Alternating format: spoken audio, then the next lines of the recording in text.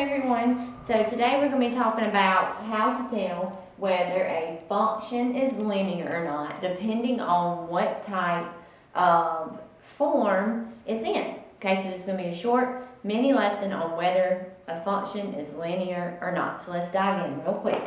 How to determine if a function is linear. So if you have an equation, the things you're looking for is that there's no exponent other than 1.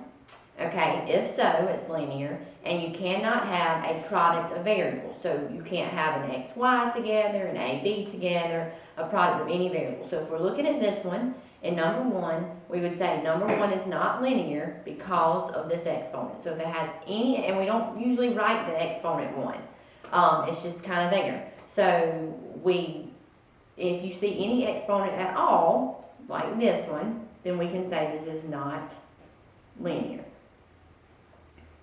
Okay, now in number 2, y is to the first power, x is to the first power. We know that because there's no exponent there. We do not have a product of variables, so everything is perfect here. So we can say that this one is linear. In number 3, here we have a product of variables. So this is going to be not linear because of that x, y. Alright, now if you have a graph, the way that you tell if something is linear or not is if the graph makes a straight line, hence the word linear.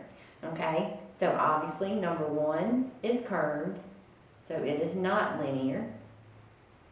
Number 2 makes a straight line, so it is linear. It's simple as that.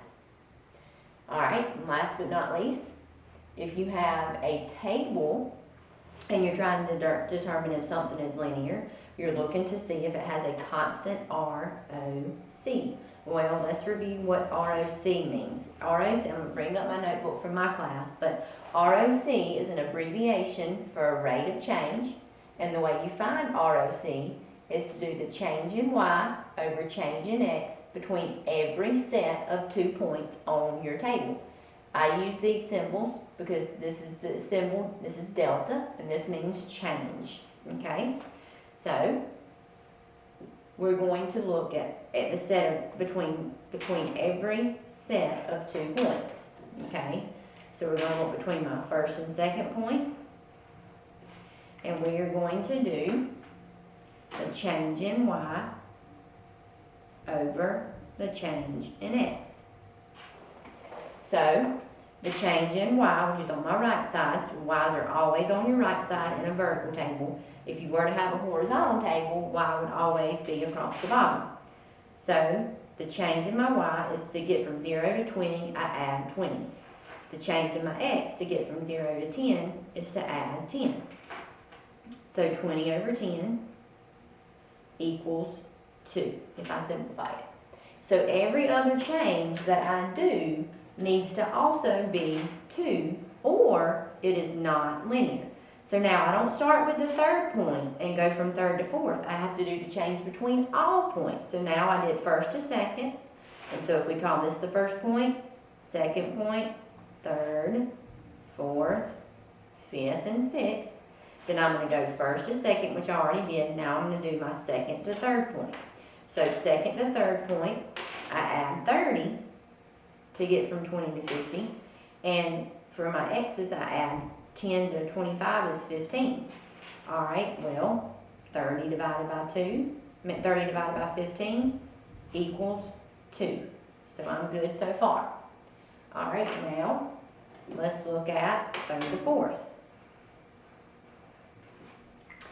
50 to 70, I'm going to add 20, and 25 to 35, I add 10. Once again, 20 divided by 10 equals 2, so I'm good.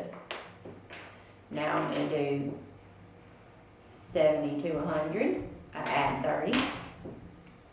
35 to 50, I add 15.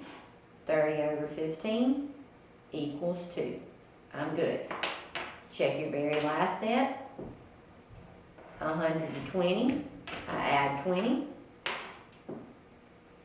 50 to 60, I add 10. 20 divided by 10 equals 2. So you would say this is linear, okay? And it has that constant ROC of 2. Now let's look at the next table. All right, if I look at between the first 2 points, 5 to 11, I go up 6. 1 to 2, I go up 1. Okay, so my change in y over my change in x needs to be 6 over 1, or 6, between every set of points. If we ever get something that's not 6, we know it's not linear. So we check on our next set. 11 to 14, I add 3. 2 to 3, I add 1. 3 over 1 equals 3, not 6. So we would say not linear. 6 does not equal, so an equal to line with a slash through it, 3. And that's how you can tell if a table is linear or not. So review, equation, the things that make it not linear are a exponent other than 1. So squared, cubed. Another, I didn't have this as an example, but if you were to have something like 3 over x plus 2 equals y, this is not linear, okay? Because if you have x or y in the denominator, then it's actually to the power of negative 1. So I'm going to add that to my list here. If we have x and y in denominator, then that's going to make it not linear as well. So be sure to look out for that one. So 3 things. No, if it has an exponent other than 1, it's not linear. If it has a product of variables, it's not linear. If it has x or y in the denominator, it's not linear. Graph is really simple. If it's a straight line, it's linear. If it's curved at all, it's not. And then the table is kind of the hardest one. You have to do the most work, and it's shown here, remembering the constant ROC. Okay, I hope this helps. Have a wonderful afternoon.